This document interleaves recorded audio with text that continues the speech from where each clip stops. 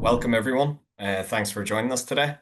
Today, we're discussing one of the most pressing security issues facing organizations globally today. That is, of course, the growing cyber threat to critical national infrastructure. So essential services such as energy, healthcare, and transport, utilities as well, they're now operating in an environment where disruption can cause immediate operational, financial, and even societal consequences.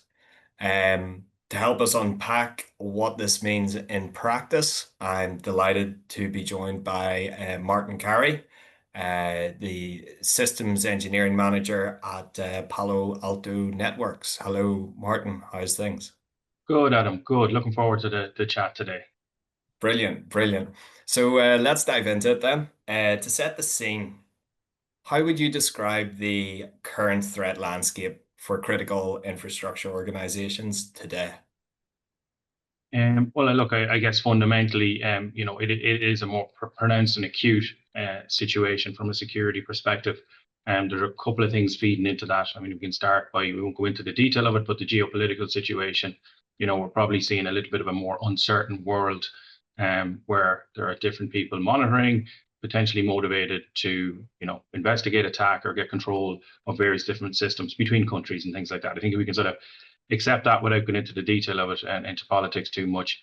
In addition to that, what we're seeing is emerging of a lot of the elements of those critical infrastructures to merging of the operational technology with IT to bring better services, better telemetry, better information, more manageability to bear. If we think about real-time systems for the transport system, where we're getting the bus, we see, that connects into what is happening in that infrastructure. We think of smart metering. We think of all these different things on our critical infrastructure where isolated, air-gapped environments need to push telemetry and information up so we can get a better service and better serviceability for those organizations, which is opening up other edges. And I guess the last piece of it is that what we're seeing is generally as a cyber threat and landscape is the time. Sorry, let me just mute that. So the time to actually exfiltrate an attack or to profile organizations has been automated. A lot more automation, a lot more use of AI and different things like that. So not necessarily that you're targeted, but if you have an edge, it will be found, it will be indexed, it will be made available to an access broker, it will be, researched for a vulnerability and put out there. So we're sort of seeing that. It generally as well, we're seeing sort of that AI and machine learning is driving the connection of these systems as well to various systems and to some cloud systems. So opening up of those edges, and that's generally the landscape. So I suppose to summarize, we're seeing more edges to these critical systems that have various generations, and we're seeing a geopolitical landscape where people are more motivated to exploit those, and also a criminal landscape where they can be exploited for monetary gain as well. And do you see this as a fundamentally different challenge from traditional enterprise cyber risk? And if so, how? Well, I do for a number of different reasons. If we think of the actual implication of it and the outcome, the motivation, the implication of some of these things can be public safety, can be public health, public service. It can be a threat to human life. It can be physical safety. If we think of power systems being overloaded, water systems been released or not available, and various things like this, then this is not a data issue only. It can be a societal safety issue. It can be a human safety issue. So it is really, that we're talking about a very, very serious implication and situation here. And the scale of it as well. It can be not just limited to one company, but limited to regions, geographic regions, states. That can also affect the economy. If hits uncommon, it can scare stock exchange, various things like that can lead to employment difficulty down the line. So a immediate threat to the physical safety of people and places, and a long-term threat to the economy and the sustainability of society is what we're talking about, not just GDPR or data or ransomware or loss of service within a particular company. Yeah, I'd love to dig into it a bit more and understand why critical infrastructure has become such a strategic target. From your perspective, What makes critical infrastructure especially attractive to both cyber criminal groups and those nation state actors we're hearing more and more about, given recent events? Well, I think we sort of touched on it there, and what it is it is the impact, Yeah. and then what can you derive from that impact, and from the criminal perspective, because the impact is so broad and so serious, then they can derive what they would perceive as higher monetary value Mm. for for holding these things to ransom, be it that they have control and they can create chaos in that way, or that they are motivated or paid by nation state entities to do this. And look, I think that I don't really want to into the realm of politics, but these can fundamentally disrupt the society within an organization and the Yeah. ability of a country to operate.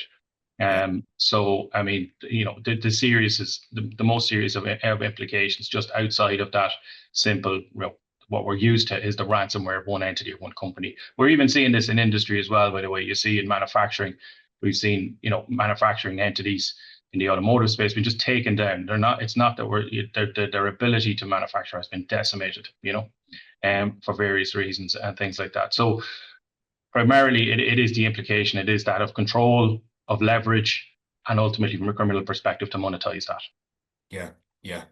And if these threats are becoming more sophisticated and more consequential, as you said, the obvious question is what's making defense so difficult in practice? Well, I mean, for critical infrastructure, you have a lot of different heritage of fleet, as it were, of equipment from various different, some stuff that sort of predates modern cybersecurity, Hmm. and various different levels of that. So you have lots of different technology from different eras, and its visibility is the first part. Visibility is always a key part of security. Is one, just understanding what you're trying to secure, what is the current status of it, and we see this is becoming a really pertinent question for a lot of these entities as NIS2 comes into play. Is the fundamental question is the visibility, the audit, what is actually available, what is supporting all these systems, what is connected, and what is the current status of that from a security perspective, which when you talk about an environment with lots of different technologies and elements to it of different generations is a difficult question to answer and to ask. An easy one to ask, difficult one to answer. Um, the other thing is that what you need then is for a modern to protect against the modern threat, you need to be able to detect very quickly and respond very quickly. Yeah. What we would see really is that is beyond the realm of how you can scale out security operations and response from a human perspective. You need systems in place that will detect and readily respond to the majority of these threats. That the threat you're facing is automated, is underpinned by machine learning and AI. You need to have those sort of systems to defend. And those systems need to be able to reach, to index, understand, and respond across that range of technology that I talked about in the first instance. Yeah. Yeah. That's a really good answer. Thank you for that.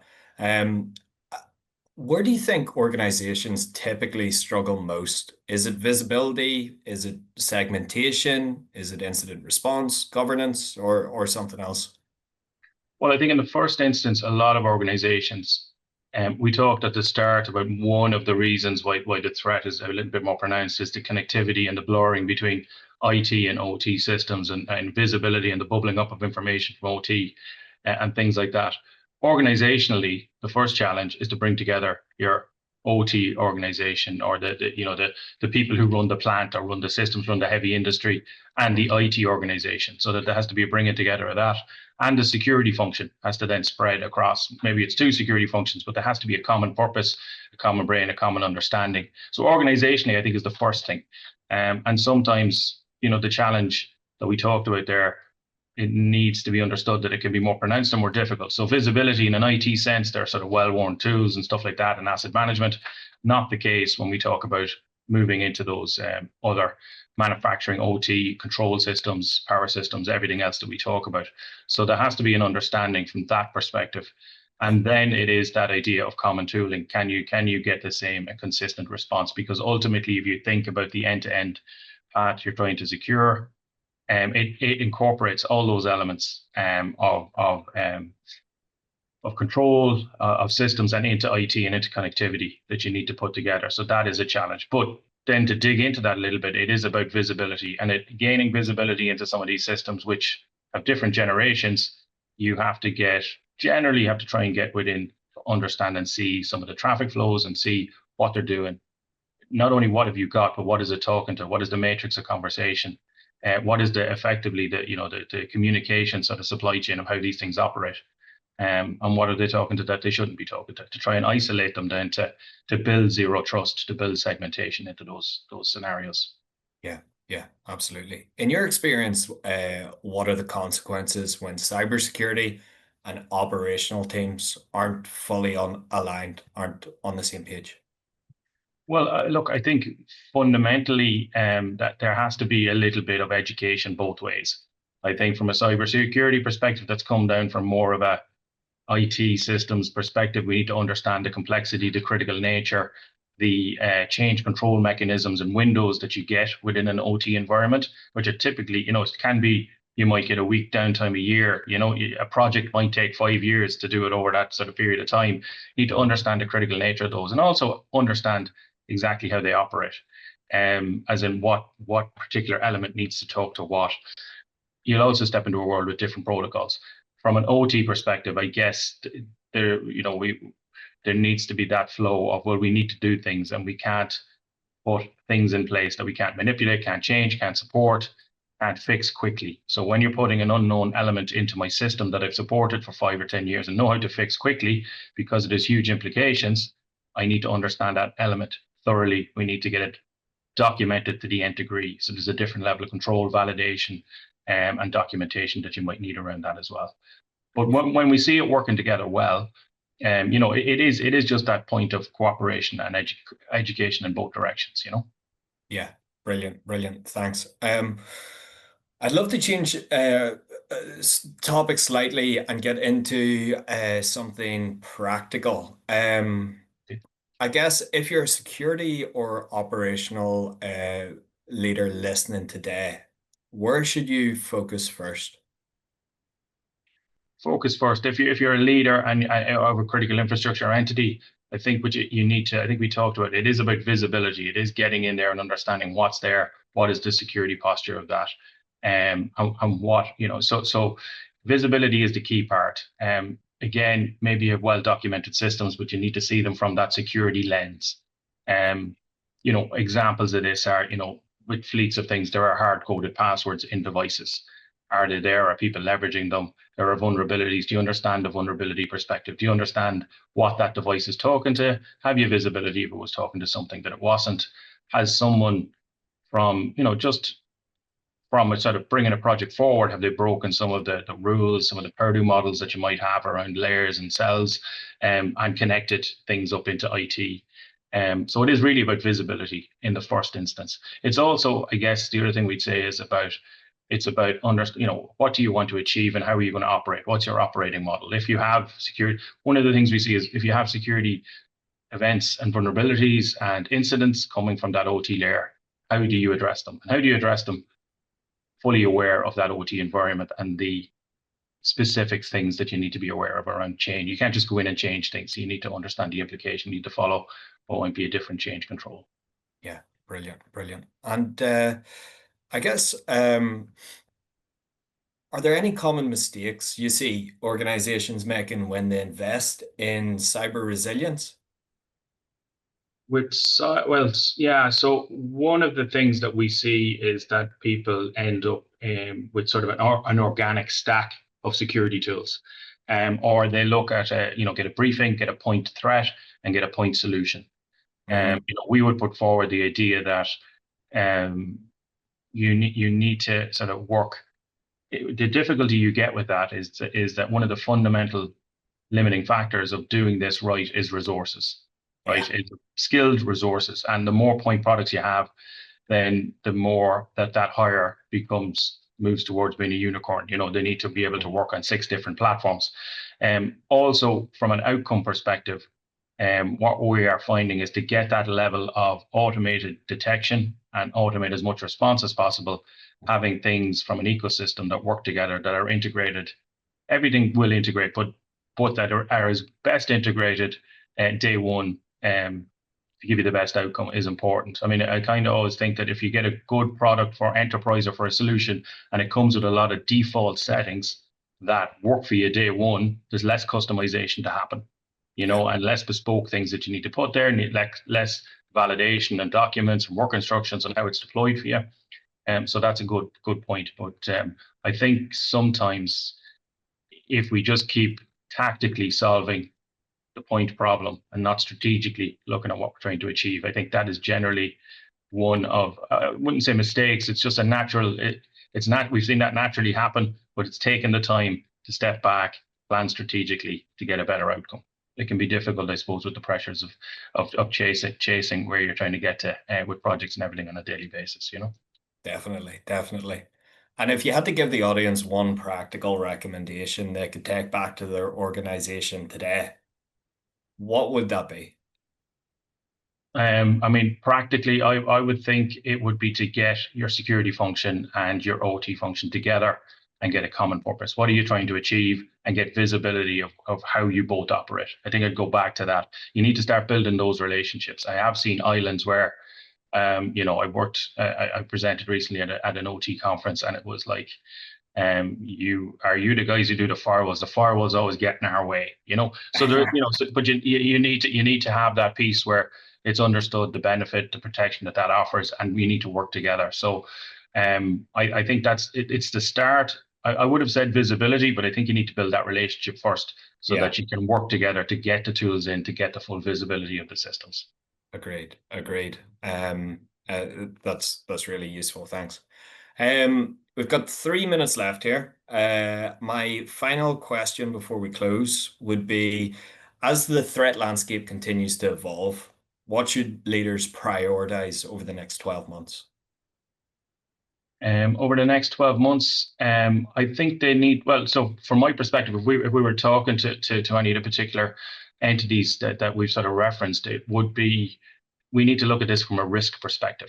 Mm-hmm. Where is the risk in your organization? Which are the systems that would, if we go back to the implication, that could cause the most damage, that you are most vulnerable to, that would create most leverage within your organization?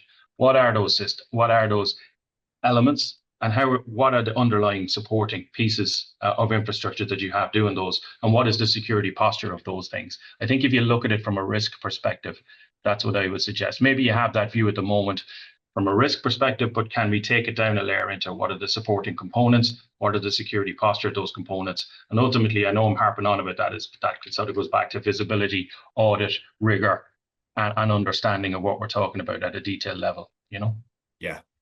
Brilliant. That's us almost at time. Thanks very much, Martin. It's clear from today's discussion that protecting critical infrastructure is no longer just about preventing attacks. It's about ensuring resilience, continuity, and confidence in the systems society depends on every day. Thanks again, Martin, and thanks for Palo Alto Networks for joining us, and to everyone else who's tuned in. Thank you. Thank you, Adam. Thanks, everyone.